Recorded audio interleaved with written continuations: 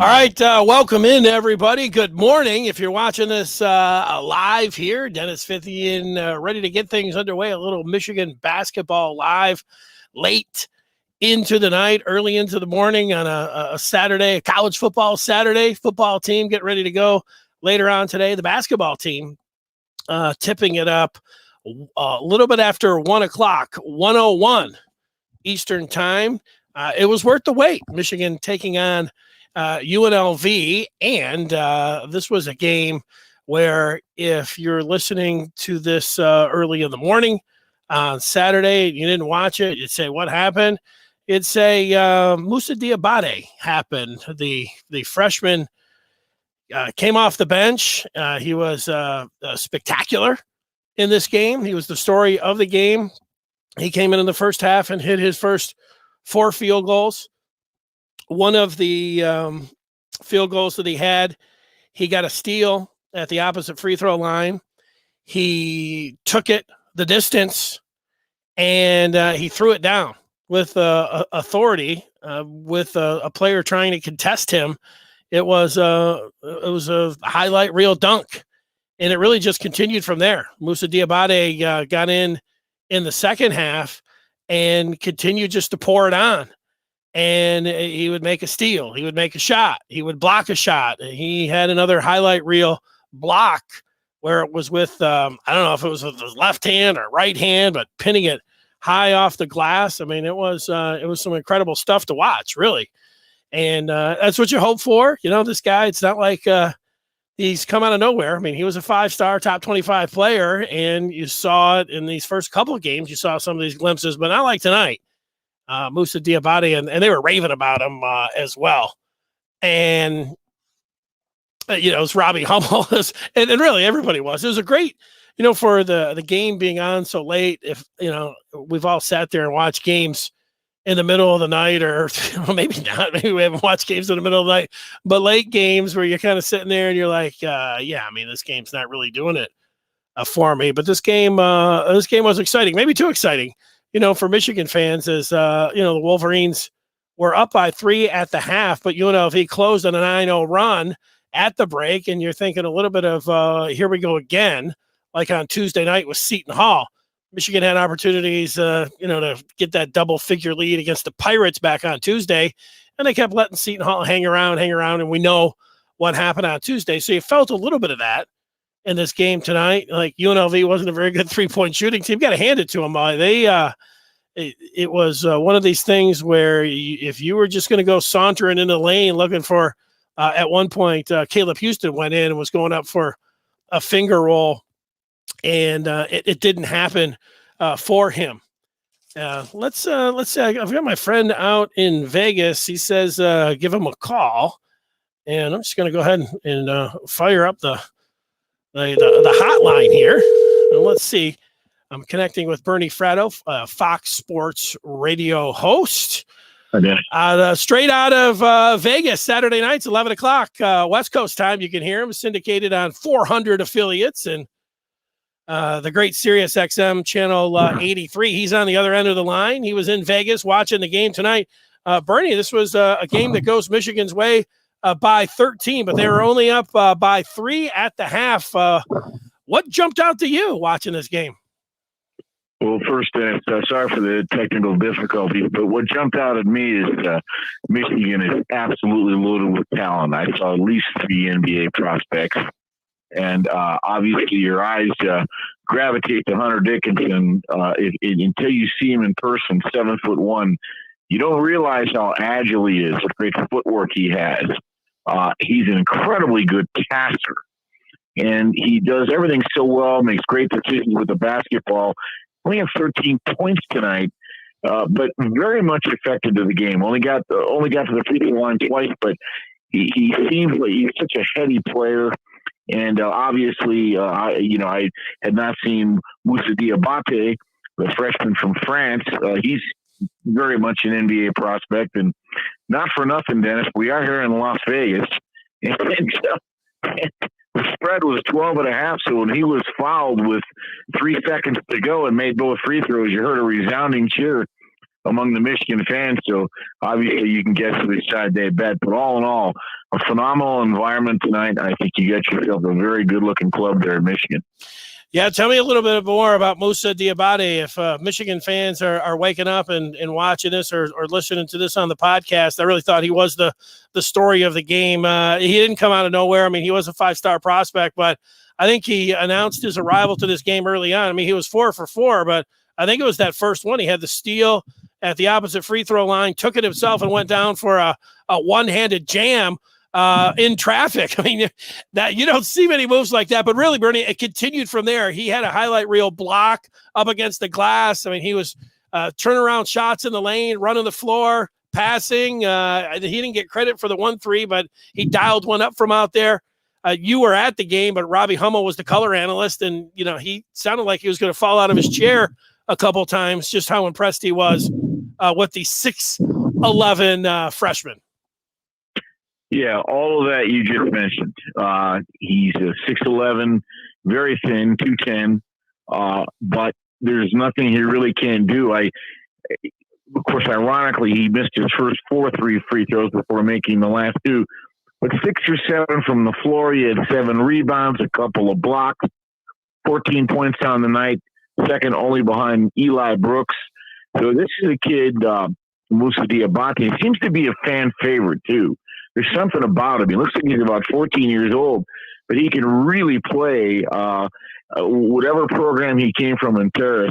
He's a savvy veteran for such a young guy.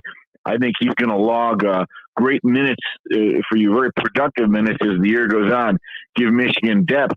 Michigan only had 8 guys on the floor tonight, so they didn't go real deep to begin with, but everybody really contributed, and again, he's the second scorer behind Eli Brooks. So a player sort of beyond his years with all the things he can do. He elevated tonight. He really did. Bernie Frato is on the other end of the line, Fox Sports radio host, and he was at the game tonight, Michigan and UNLV. Bernie, let me get a final thought from you. Michigan last year, they weren't picked to win the Big Ten or make a run to the Final Four. I know they came up just short, ultimately getting to the Final Four last year. But, they started out 11-0 a season ago, and then they were 18-2 after 20 games. This team stubs their toe in their third game at home against Seton Hall, and everybody's like, oh, no. And then tonight, it kind of felt like Seton Hall again. With that 9-0 run to close the half by the Running Rebels. I thought maybe that was the 91 rendition of Larry Johnson and Stacey Augmon and Anderson Hunt out there. I was looking for the Shark over on the sideline. They really were playing well, shooting threes, attacking the glass. I liked it. But this Michigan team overall, they've got a lot of young pieces and parts and a transfer they got to fit in. But they're not sneaking up on anybody, and this is going to be a different season than it was a year ago where, they really ran out and just announced themselves. It's different now. Well, first of all, Michigan will not only compete to win the Big Ten, there's a reason they're number 4. They really impressed me, and they showed very much tonight, well, I believe they're national championship contenders because they're going to have a size advantage with Dickinson, Diabate, and Michigan ran its own defense. They completely suffocated UNLV at times. They're going to be able to call on that. You're also nowhere near your finished product. You got the transfer from Coastal Carolina. You got this young man from France. You've got a backcourt led by Eli Brooks, 22 points tonight, including 4 3-pointers. And so you've got you can play the inside-out game. You can play the high-low game. You've got a backcourt, a front court. You've got experience. You've got youth. And I think that as the season goes on, this is going to mold into a fine team. They led by 12 with a couple minutes to go in the first half, and UNLV went on a 9-0 run. By the way, great contingent from Michigan tonight. They took over the arena in the first half, but there's a lot of fight in UNLV. They're coached by Kevin Kruger, the son of Lon Kruger, and they're going to be heard from, but they have nowhere near the talent. So, Dennis, my final thought is you've got a Big Ten contender here, and you've got a national championship contender. Good stuff, Bernie. I love your work out there in the desert. And I saw Moussa's first name being spelled on Twitter afterward, and the 2 S's in his first name, they put him in the dollar signs after he hit those free throws. So people can go cash those tickets this morning out there in Vegas. Thanks for your time, and continued success out there in Las Vegas, Bernie. Thanks for having me, and let's talk again soon, Dennis. All right, let's do it. There he is, Bernie Frato, joining us out there from the desert. He was trying to hook up video-wise, but whatever happened with the camera, it didn't happen. Let's look at some of the numbers. If I was putting out a 3 stars of this game, my number 1 star would go to Moussa Diabate. I will put Eli Brooks there at number 2, and I'll put Hunter Dickinson as my 3rd star in this game here tonight. That goes Michigan's way. They win it by 13. They cover the spread.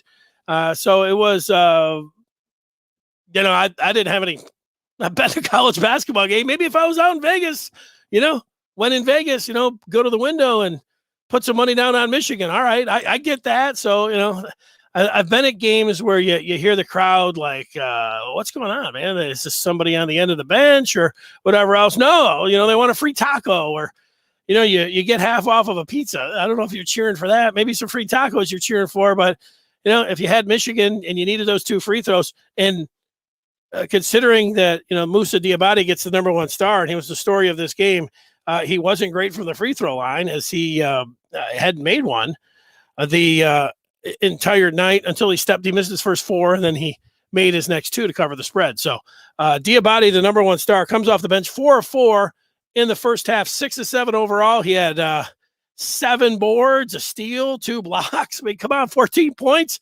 It was awesome, and that's encouraging. I mean, that is encouraging. As much as, I think we can all agree. I mean, this isn't a finished product.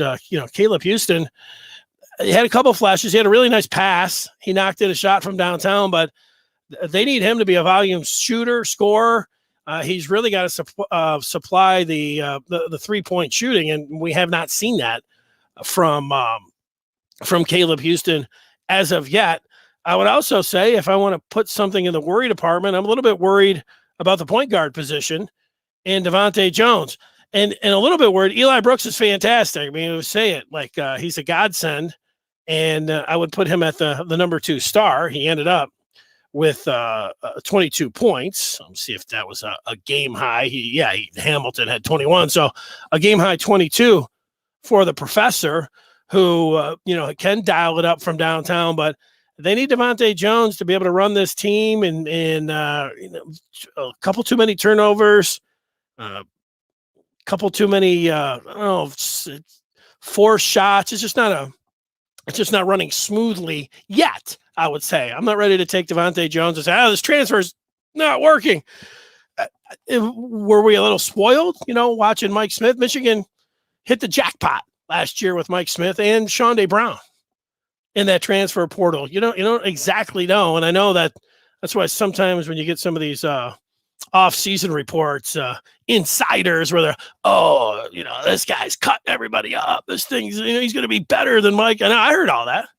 Mike Smith, let's see with our own eyes what happens when they go out there and go up against another team. So better point guard play, better shooting from outside.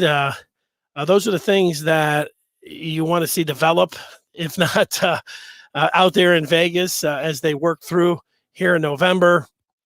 Get to some games that seem like they're not this next one where they play Arizona, 9:30 on Sunday, but they play Tarleton coming up next week, something to work on there before then they have a big break, and then they play North Carolina.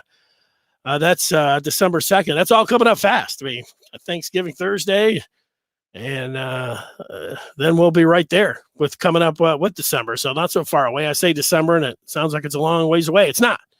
So, they want to work on that. They can get that outside shooting going and developing Caleb Houston. I think that would be number 1, and just fitting in from the point guard position. The other thing about the point guard position, both Eli Brooks and Devontae Jones, they're logging a heck of a lot of time. And we know that Michigan, when you think about the depth that they have, Zeb Jackson, the sophomore, he has not played yet this year, been out with an illness, expected to return after they get done out there in Vegas. So maybe we'll see Zeb against Tarleton, and it would be nice to get him out there and at least logging some minutes. Kobe Buffkin looks okay. I mean, he looks like he's 12 years old out there, but it reminds me of Avery Bradley, the former, he's a Piston for a second. Celtic and Clipper and played at Kentucky, kind of, babyface Kobe Buffkin. He's pitching in a little bit there, but I do wonder about Frankie Collins. Can you get him a little bit more time out there? They got a lot of options, and yet, they're going heavy with Eli Brooks and Devontae Jones. You understand it? These guys are 23 years old, and if you can't get it done with them, you're going to be in trouble. But also, shortening up the game a little bit, because Devontae Jones, one thing we've seen is that whether it's not moving his feet or a bull in the china shop or whatever else, drawing some fouls out there, you need to shorten that up a little bit, because he has had the propensity here to get in a little bit of foul trouble. All right, let's run down this box score a little bit for you here. All in all, it was an exciting game here. Too close for comfort at the half, but you could tell getting into the second half that Vegas was falling apart a little bit, and Michigan was exerting their will a little bit. Hunter Dickinson, they had no answers for the big fella. There's a lot of teams that will not have an answer for Hunter Dickinson, and certainly Vegas really didn't tonight. So just taking a look overall at this box score here. Going to want to see more from Caleb Houston. Just 1 of 5 from downtown, 1 of 9 from the floor, and with 5 points. Brandon Johns did not start this game out well, but he did have a nice stretch. I'm not burying anybody, but you wondered in the first half, you'd like to see a little bit more from Brandon Johns. But he put out a good first 5 minutes of the second half. So even though Brandon Johns ends up with 7 points, 3 of 5 from the floor, he did have a nice little spurt there in the second half that helped Michigan out. 6 of 9 for Hunter Dickinson for 13 points. I want him to go to Hunter Dickinson every time down to the post. I mean, it can get repetitive, and you think, wow, can he do something else? I mean, he's gone out. He was out there, and he did cast a couple up. His shot looks out okay from outside. I just want him to have the ball every time on offense, at least get a touch and whatever he wants to do. But I like getting a lot of touches in his best spot, which is down there on that left block. Let's continue to go to it, pound it to the big man, Can't get it to him enough. Devontae Jones, 4 of 6 from the floor, had 7 boards, 8 assists, 5 turnovers for Devontae. And maybe it's because, this team is expected to win the Big Ten, and you're thinking about a ceiling of all the way to the national championship, and maybe it's putting too much on the Coastal Carolina transfer. But after what I saw from Mike Smith last year, I was expecting a little bit more from Devontae, but that doesn't mean that he can't provide that. But I'm just telling you what I saw out here. And now what's this 4 games here for Michigan? So we've got a little bit of a baseline. Brooks was awesome tonight.